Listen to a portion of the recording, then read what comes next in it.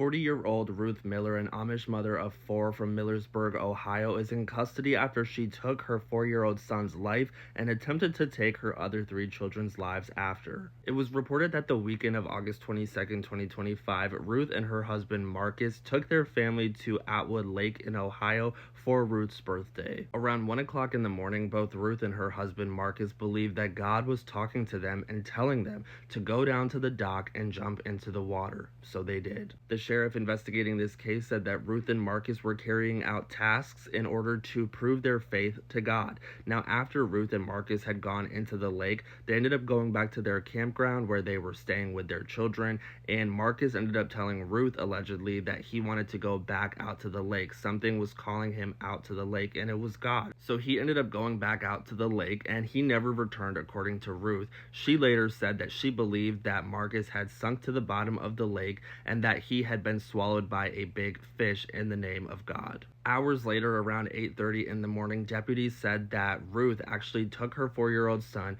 put him in the golf cart, and the two drove down to the lake together. It was at this time where she put her 4-year-old son in the water and ultimately drowned him. A couple of hours after this, around 10:30 in the morning, Ruth gets her 15-year-old daughter and two 18-year-old sons who are twins to get into the golf cart, and aware that she is probably unable to throw these three kids into the water, she actually just drives the entire golf cart into the lake. Again, she claimed she did this for God. Now, all three kids were able to escape and get to shore safely, and at this point, others are aware of this incident because the golf cart had crashed into the water. So authorities were responding, other campers were responding, and it turned into a whole thing. When investigators arrived to the scene and began questioning Ruth, she let them know that earlier in the morning she did in fact throw her 4-year-old son into the water, and that she had just recently ordered her other three children into the water as well to prove their faith to God. She also told them that she had heard voices in her head telling her to do these things. This is actually some footage of that right here. I gave him to God. You gave him to God? Yes. What do you mean by that?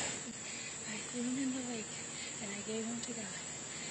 And people are going to tell me I am crazy, but he is real and he loves you. Where's your husband? He went for a walk this morning. And you haven't seen him He since? didn't ever come back.